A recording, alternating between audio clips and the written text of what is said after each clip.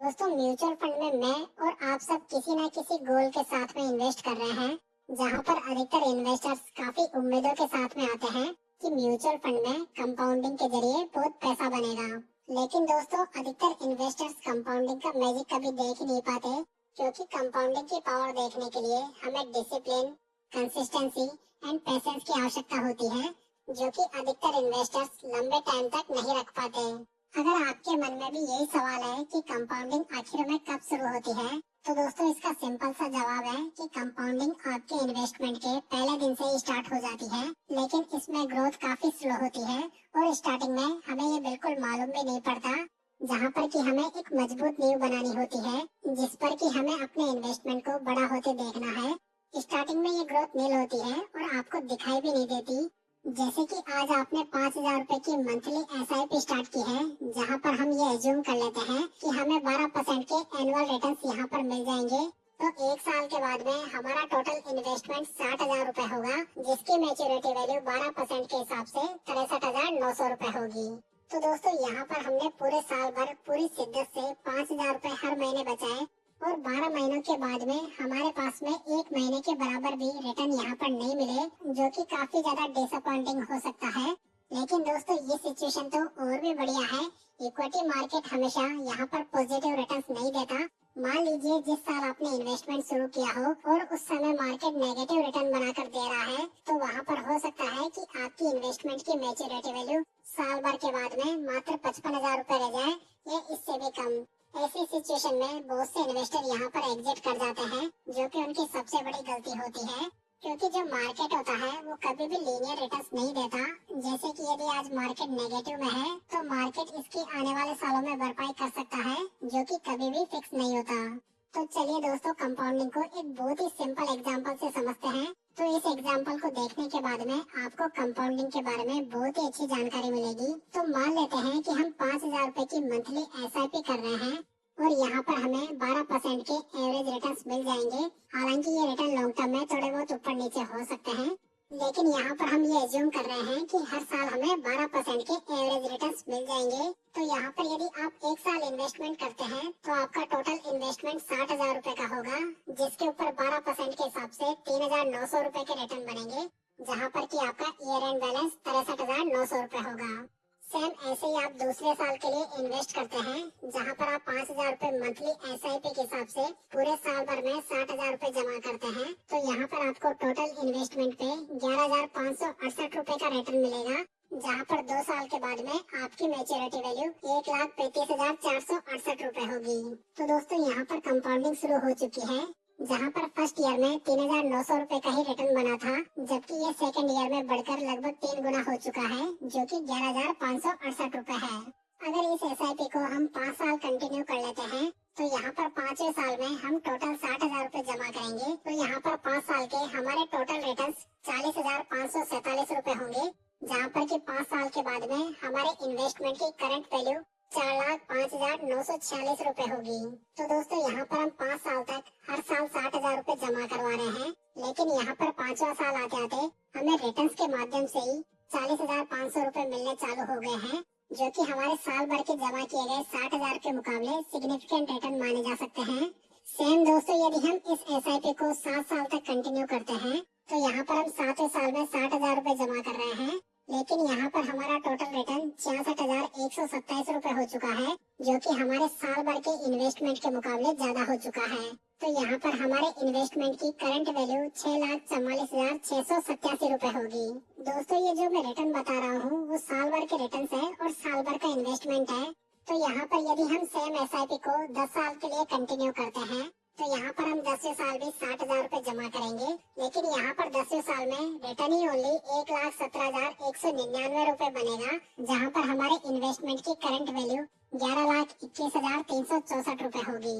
तो दोस्तों, यहाँ पर 7वें साल तक हम जितना इन्वेस्ट कर रहे थे उतना ही कमा रहे थे, लेकिन अगले 3 साल में हम उसका डबल कर चुके हैं। मतलब कि यहाँ पर कंपाउंडिंग काफी ज्यादा फास्ट हो चुकी है। कहने का मतलब ये हो गया कि जो पैसा हम इन्वेस्ट कर चुके हैं और जहाँ तक हमें रिटर्न मिल चुके हैं, वो दोनों पैसा मिलकर हमारे लिए अब रिटर्न बनाने का काम कर रहे हैं, जो कि समय के साथ में काफी ज्यादा फास्ट हो चुका है। अब यहाँ पर सपोज कीजिए कि हम इस एसआईपी को 13वें साल तक कंटिन्यू करते हैं, और 13वें साल में भी हम 60,000 रुपए जमा करवाते हैं 5,000 रुपए की मंथली SIP के हिसाब से। तो यहाँ पर 13वें साल में हम रिटर्न के रूप में 1,88,952 रुपए कमाएंगे और यहाँ पर हमारे इन्वेस्टमेंट की करंट वैल्यू 17,91,000 रुपए हो जाएगी। जहाँ पर हम 10वें साल में मात्र 11,21,000 के ऊपर थे, वहाँ पर अगले 3 साल में हमारे इन्वेस्टमेंट की करंट वैल्यू 17,91,000 रुपए हो चुकी है, जो कि काफी बढ़िया है। साथ ही यहाँ पर नेक्स्ट 3 इयर्स में हमारी अर्निंग भी मोर देन 3 टाइम्स हो चुकी है। तो दोस्तों यहाँ पर अर्ली इन्वेस्टमेंट में हमारी अर्निंग को इक्वल करने में 7 साल लग गए थे, जो कि इन्वेस्टमेंट के बराबर था, लेकिन इसे डबल करने में मात्र 3.5 साल लगे। लेकिन ये अगले 3 साल में ट्रिपल से भी ज्यादा हो चुकी है। तो दोस्तों यही पावर ऑफ कंपाउंडिंग है, जहाँ पर यदि हम इसे 2 साल और कंटिन्यू करते हैं, यानी कि 15 साल तक, तो यहाँ पर ओनली 1 साल में 12% के हिसाब से हम 2,52,286 रुपए कमा रहे होंगे, जो कि हमारे 1 साल के इन्वेस्टमेंट के मुकाबले काफी ज्यादा है। और यहाँ पर हमारी करंट वैल्यू 23,82,173 रुपए होगी। तो दोस्तों यहाँ पर हम नेक्स्ट 2 ईयर में ही अपनी अर्निंग को 4 गुना कर चुके हैं। तो दोस्तों 12% के एवरेज रिटर्न से पैसा लगभग 5-6 साल में डबल हो जाता है।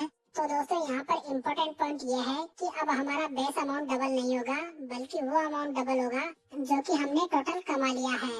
अगर यहाँ पर हम इस SIP को 20 साल के लिए कंटिन्यू करते हैं, तो हमारे रिटर्न यहाँ पर 20वें साल में 4,90,388 रुपए होंगे और हमारा ईयर एंड बैलेंस 46,04,151 रुपए होगा। तो दोस्तों 15 साल में हम 23 लाख रुपए के ऊपर थे, जबकि 20वें साल में हमारा पैसा डबल होकर 46 लाख रुपए हो चुका है। दोस्तों यदि हम सेम SIP को 25वें साल तक कंटिन्यू करते हैं, तो यहाँ पर 25वें ईयर में हमारा टोटल इंटरेस्ट 9,09,914 रुपए होगा, जो कि 20वें साल से काफी ज्यादा है। और यहाँ पर हमारी मेच्योरिटी वैल्यू 85,20,034 रुपए होगी। तो दोस्तों यदि हम 5,000 रुपए की मंथली SIP 25 साल तक कंटिन्यू करते हैं, तो यहाँ पर हमारा टोटल इन्वेस्टमेंट 15 लाख रुपए का होगा, जिसमें कि हमें टोटल रिटर्न्स मिलेंगे 70,20,034 रुपए और हमारी मेच्योरिटी वैल्यू होगी 85,20,034 रुपए। तो दोस्तों जो कंपाउंडिंग होती है वो आपकी शुरू से ही स्टार्ट हो जाती है, लेकिन इसका असली इफेक्ट 5 साल बाद दिखाई देना शुरू होता है, क्योंकि जो स्टार्टिंग के 5 साल होते हैं वहाँ पर बेस अमाउंट कम होने की वजह से ये काफी ज्यादा स्लो दिखाई देती है। लेकिन दोस्तों यदि आप SIP की जगह लमसम करते हैं, तो वहाँ पर कंपाउंडिंग काफी ज्यादा फास्ट होती है, क्योंकि वहाँ पर एक बड़ा बेस अमाउंट स्टार्टिंग में ही बन जाता है। इसी वजह से अपनी कंपाउंडिंग को फास्ट करने के लिए SIP के साथ साथ में बीच बीच में जब भी आपको मार्केट क्रैश में मौका मिले, वहाँ पर लमसम करना एक बहुत ही बढ़िया स्ट्रेटेजी हो सकता है। मान लीजिए दोस्तों कि आपने XYZ म्यूचुअल फंड में 10,000 रुपए इन्वेस्ट किए हैं, जहाँ पर उसकी करंट NAV 10 रुपए चल रही है, तो वहाँ पर आपको टोटल 10,000 डिवाइडेड बाय 10 यानी कि 1,000 यूनिट्स अलॉट होगी। अब यहाँ पर हम ये अज्यूम कर लेते हैं कि ये NAV हर 5 साल में डबल हो जाती है, जो कि 12-13% के रिटर्न से पॉसिबल भी है। तो यहाँ पर 5 साल के बाद में NAV 20 रुपए हो जाती है। तो यहाँ पर हम फिर से 10,000 रुपए इन्वेस्ट करते हैं, तो इस बार हमें 10,000 डिवाइडेड बाय 20 यानी कि ओनली 500 यूनिट्स ही अलॉट होगी। अब यहाँ पर टोटल 10 साल बाद में हमारी NAV बढ़कर 20 रुपए से 40 रुपए हो जाएगी। तो दोस्तों यहाँ पर जो हमने 20 की NAV पर यूनिट्स बाई की थी वो डबल हो रही है, लेकिन जो यूनिट्स हमने 10 रुपए की NAV पे बाई की थी वो हर 10 रुपए के बाद में डबल हो रही है। कहने का मतलब ये हुआ दोस्तों कि जो यूनिट्स आपने सबसे पहले बाई की थी वो आपको एक बहुत ही बढ़िया सॉलिड बेस प्रोवाइड कर रही है। इसी वजह से स्टार्टिंग में रिटर्न्स के बजाय आपको ज्यादा यूनिट्स एक्यूमुलेशन पे ध्यान देना चाहिए। तो दोस्तों कंपाउंडिंग के लिए पेशेंस और SIP में डिसिप्लिन होना बहुत ही जरूरी है, तभी आप कंपाउंडिंग का सही से बेनिफिट उठा पाएंगे। उम्मीद करता हूँ कि ये जानकारी आपको पसंद आई होगी। वीडियो अच्छा लगा हो तो इसे लाइक, कमेंट एंड शेयर जरूर कीजिएगा। साथ ही पूंजी गाइड यूट्यूब चैनल को सब्सक्राइब जरूर कर लीजिएगा। तो चलिए दोस्तों फिर मिलते हैं किसी नई इन्फॉर्मेशन के साथ।